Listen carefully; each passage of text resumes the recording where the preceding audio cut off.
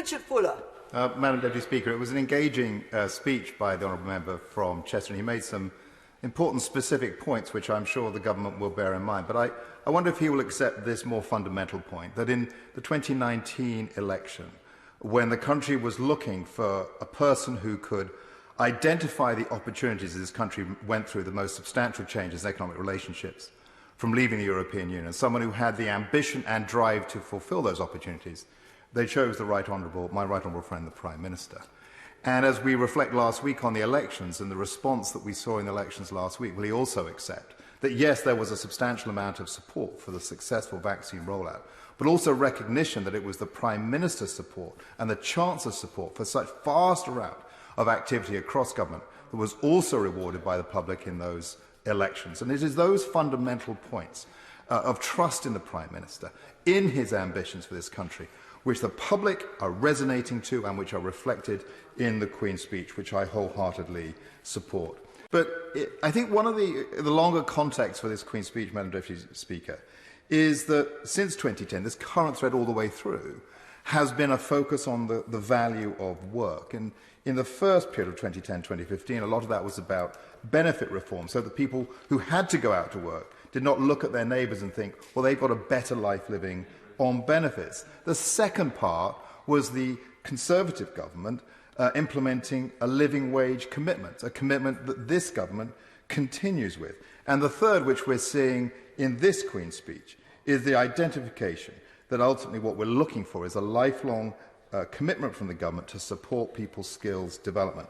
And what's so exciting about the skills and post-16 education bill is that it's starting to focus, Madam Deputy Speaker, on potential. It doesn't matter who you are, where you are, how rich you are, how poor you are. What matters is what is your potential for this country. But I would urge the government to perhaps look at three ways of going a bit further. First of all, can we broaden even further the scope of what we understand as potential? Potential also, we've seen it can come in academic potential, it can come in skills, but it can also come in commercial potential. It can come in artistic and creative potential. Where are the mechanisms, creative mechanisms for those talents and unlocking those potential? Can we also get a better balance of where the risks for taking part in these programs come? So at the moment, all of the financial risk lies on the person choosing what they decide to do. As a paper, I think, by Peter Ainsworth, the Education, Enterprise and Giving Back grant, suggests institutions should have more of a skin in the game. There should be a sharing of risks between the institutions who are trying to tap and unlock that potential and the individual who is seeking that forward movement. And thirdly, why is there not an opportunity now to have more competition, both between types of providers for government resources, so between the academic track, the skills gap, and potentially commercial track, an artistic track, and also within those types, so between universities, based on an accountability for how well institutions are fulfilling potential. There are a number of measures in this bill which are particularly relevant, or the speech, which are particularly relevant to the people of Bedfordshire. The commitments on air pollution will be particularly relevant to people in Sandy and other parts of the community along the A1 corridor.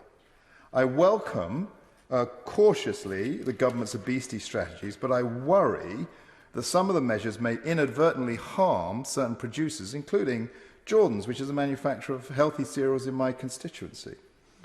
I firmly welcome the government's commitments to drug and alcohol rehabilitation in criminal justice, which was such a crucial part of the successful election of Festus Akinboseye as Police and Crime Commissioner of Bedfordshire last week. And on planning, I echo the concerns that other members have said. I do think the government needs to make sure that those 1 million existing approvals are actioned, that there is a tax and build schedule. Otherwise, the government will face not just a Northern powerhouse group on the backbenches, but also a Southern alliance to tackle with. And finally, Madam Deputy Speaker, I would say that just looking across the Atlantic, one wonders how powerful countries and empires end. And there are two substantial ways they do that in peacetime. The first is that governments spend too much and then tax their population beyond their tolerance to take it.